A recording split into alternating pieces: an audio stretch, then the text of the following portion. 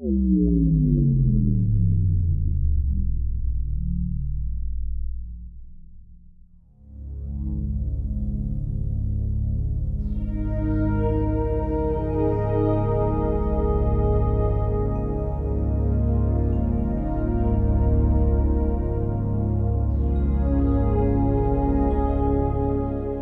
cœur de la vallée de la Loire, où la Renaissance, l'architecture et l'art de jardin forment une unité rare, se trouve le château de Villandry.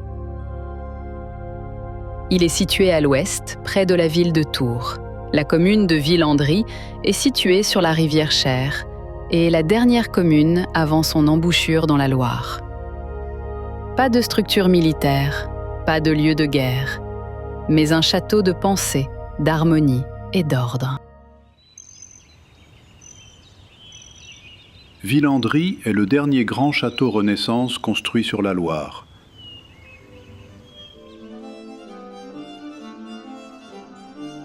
Sa construction a commencé au XVIe. Century, sous Jean le Breton, le ministre des Finances du roi François Ier. La conscription médiévale a cédé la place à un château ouvert et représentatif, expression d'une nouvelle image de l'homme, rationnelle, instruite, engagée à mesurer.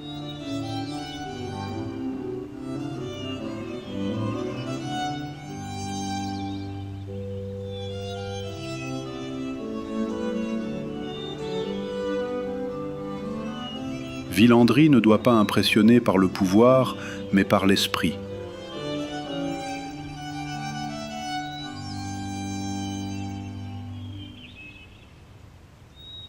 Pendant des siècles, Villandry a changé. Les jardins paysagers anglais ont remplacé les formes de la Renaissance. Seulement au début des XXe siècle, l'esprit original est revenu.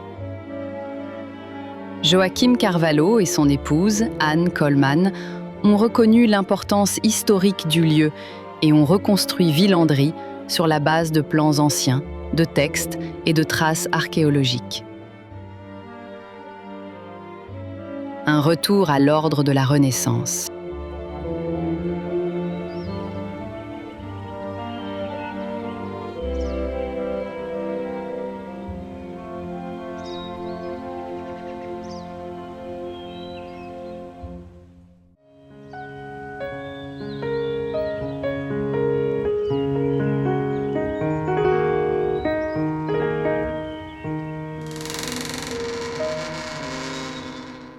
Les intérieurs de Villandry sont délibérément réservés.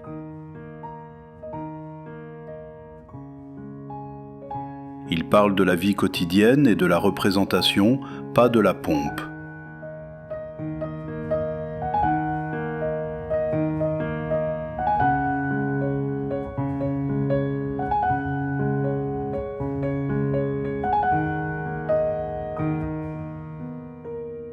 Plafonds en bois, tapisseries et meubles de XVI à XVIII du siècle créent une connexion intime entre l'architecture et le paysage, car chaque fenêtre s'ouvre à l'ordre du jardin.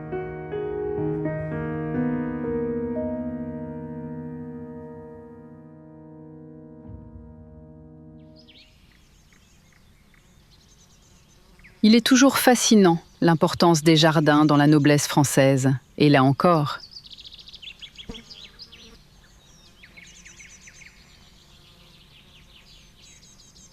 Le château de Villandry ne se termine pas au mur, il continue, à l'extérieur.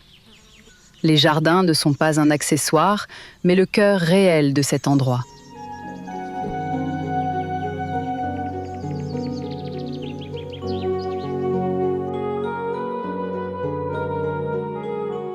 Les jardins de Villandry sont strictement construits géométriquement. Les terrasses sont aménagées du château à la vallée. Chaque niveau suit une fonction claire. Jardin ornemental, jardin utilitaire, jardin d'eau. Ensemble, ils forment une œuvre d'art vivante, planifiée comme une architecture de plantes.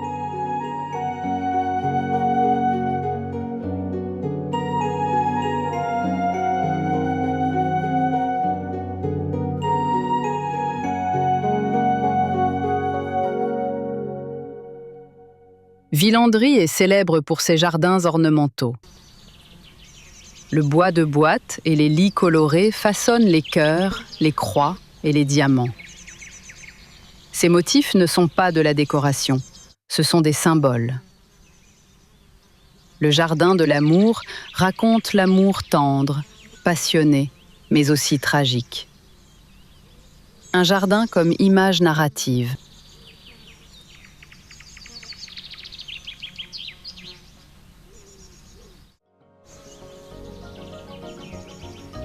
Le jardin utilitaire est unique. Les choux, la salade, les poireaux et la betterave ne sont pas seulement cultivés ici, ils sont composés.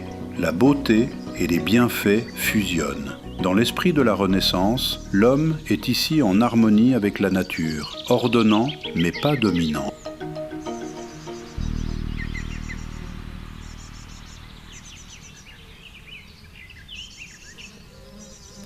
L'eau est censée former un contrepôle calme dans les jardins.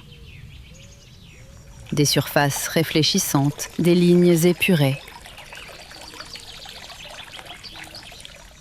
Un lieu de tranquillité, un lieu de compréhension. Les perspectives doivent guider le regard, l'ordre calme l'esprit.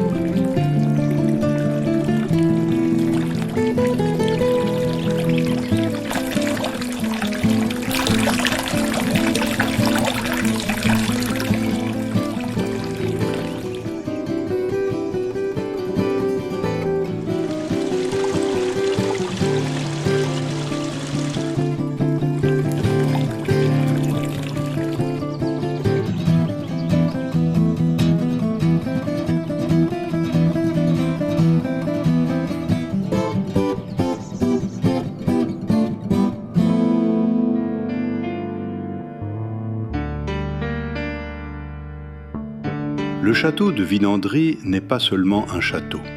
C'est une inspiration de pierres et de plantes. Un lieu où l'architecture, la nature et l'humanisme se fondent dans une idée intemporelle. Une idée de mesure, d'harmonie et de beauté.